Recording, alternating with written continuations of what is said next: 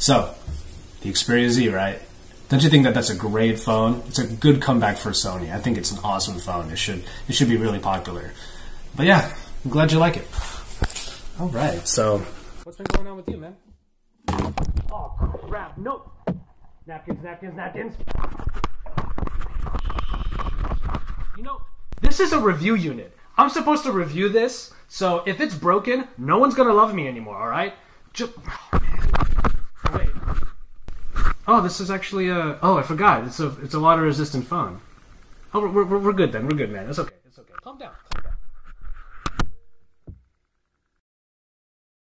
Hey, it's Joshua Vergara from Android Authority. What's going on, everybody? You've been waiting for it. We've been waiting for it, and it's finally here because this is the Sony Xperia Z. Oh, come on!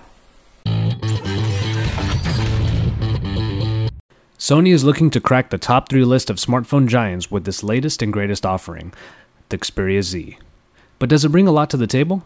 Well, the short answer is yes. The Xperia Z does get a lot right in many key aspects, so let's see what Sony is packing into its new flagship phone. Obviously, the first thing you'll notice is the design. This angular or rectangular design is honestly something we don't see enough of. It's like with cars. Everything is curved now, but we miss the old days of boxier designs.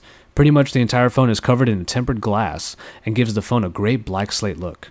With a flat look all around, it is certainly one of the best phones that Sony has ever put out.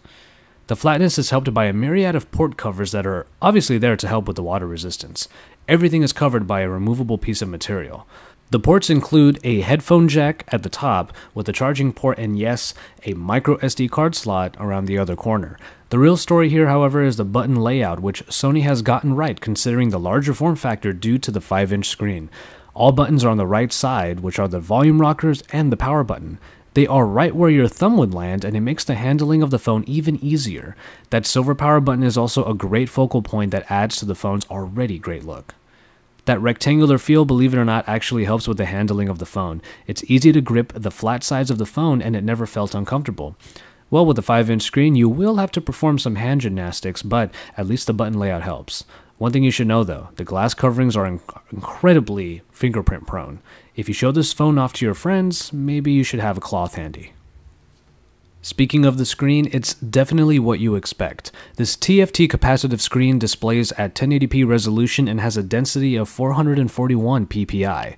Those are pretty much what you would want from a screen gracing what is supposed to be a top-tier device. Speaking of 441 ppi, all is very crisp and sharp here, as you can see from the text. As expected, video viewing is great on the Xperia Z. The Bravia engine does seem to do its job, making the viewing experience even more wonderful, though a good refresh rate has a hand in it too. If you've ever seen a Bravia television's incredibly smooth motion due to that refresh rate, you get a taste of it here. Unfortunately, despite the fun you'll have on this display, I do have to nitpick on the color rendering. Colors lack a vibrancy, then they actually look quite washed out. It gets a little bit worse when you get outside in broad daylight. You will need the phone at the highest possible level to make it comfortably viewable outside, and the viewing angles actually don't help. Things get further washed out when angled, and you'll get the best out of the screen only when you view it dead on. That being said, however, this is a screen that still brings a great viewing experience. A good example comes from the HD trailer that is built in. When you watch it, the trailer looks like it's playing on a tiny theater screen. The colors, even though they may not be quite too vibrant, are what we usually see from a trailer at the theater. It's kind of like you're seeing it exactly the way Sony really wanted you to. And you know what? That's really not bad at all. Of course, you won't be able to enjoy all of this without the power to back it up.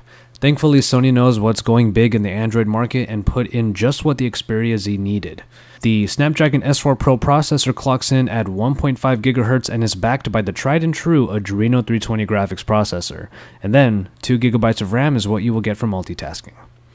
Now, this is a graphics package that powers some of the top current Android smartphones, so it's no surprise that it appears here.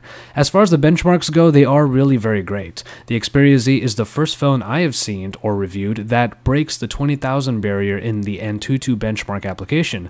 Quadrant and Veeammo scores are also very high, and you can see them in my written review. The big story in the hardware, however, is the micro SD slot. Many people have lamented over the lack of removable batteries and expandable memory, and even top-tier offerings. So even though you don't get to pop out that battery, you do get to pop in a micro SD card if you need more storage than the 16 or 32 gigabytes that might be built in. This is yet another detail that Sony gets right in the Xperia Z. Speaking of the battery, it holds the typical hope of proper capacity for a 5-inch screen. As has been the case for pretty much every 5-inch phone on the market today, it yields mixed results. Tests have shown it to have a great amount of talking time and a decent amount of web browsing time, but video playback, which is the test I use, yielded just over 5.5 hours of straight viewing. The Xperia Z should be able to go the distance in day-to-day usage with no problems. Nightly charging is a reality we all live with, but at least you won't run out of juice in an inopportune moment. There are some nice options for stamina mode and power saving, so taking advantage of those will likely extend your time with the Xperia Z even further. But now we get to the camera. The rear camera is the story here with its 13-megapixel XMAR-RS powered optics capable of HDR, sweeping panorama, and various other scene-related picture modes. Superior Auto is a feature unique to Xperia cameras. It analyzes the scene to figure out the best settings to properly expose the photo. For the most part, it is pretty accurate. These pictures are at 9 megapixels with a 16:9 aspect ratio. This is more my style than 4:3, and apparently it's also Sony's because that was the default setting. As is the typical result, pictures with adequate lighting yield pretty great results, with colors being rendered quite well with a shallow depth of field because of a decent aperture speed. Superior Auto seems to do the job fairly well, and thus pictures are exposed properly. The flash does help in very low light shots, but having the right lighting helps in this and really all types of photography. Video can be recorded at 1080p full HD resolution, and it was demonstrated already, as always, in my intro. Ultimately, it's a step closer to replacing your point-and-shoot camera, if only by a small margin. It's better described as a great companion to have in your pocket for those tight moments. Luckily, you'll probably get some pretty great shots in the nick of time. And lastly, we look at the software. The first things you notice are the black and gray tones that Sony seems to employ often in their designs. The general layout is reminiscent of Android ice cream sandwich with these darker tones and white or neon blue hues. And that kind of imitation isn't really a bad thing because this interface thus has a minimalistic beauty to it. This is, however, Jelly Bean 4.1, which is still behind in the OS game, but the Xperia Z deserves credit for being somewhat up to date. You get Google Now here coupled with some of Sony's own tweaks like a power widget in the notification dropdown and a unique launcher customizer. You even get to remove or add more home screens, which to me is a welcome addition. Sony-designed applications do make appearances here, like the Gallery, which is called Album, and the Walkman app. Perhaps the most notable, though, are the small apps, which are accessible in the Recent Apps screen. From there, you can select from an expandable list of small apps that run as an overlay over whatever you already have running. It's a nice way to get even more multitasking done. All in all, the Xperia Z, whether it knows it or not, manages to give you the best of multiple worlds by including Jelly Bean features in a more ICS style with Sony's own apps built in. It does just enough to be different while bringing what people love about stock Android along, and that deserves quite a bit of credit. And so, there you have it. Sony's new flagship phone really does get a lot of things right, with its great design, wonderful specifications, a more than decent camera, and accessible software. The water resistance might not be something that you will use all the time, but it is a great party trick and is sure to impress your friends. Coming in at almost $800 unlocked, however, you are paying a real premium for one of the most anticipated phones of 2013. This phone is definitely coming to the States, but we don't currently know for what carriers or in what different ways, if any, it will come in.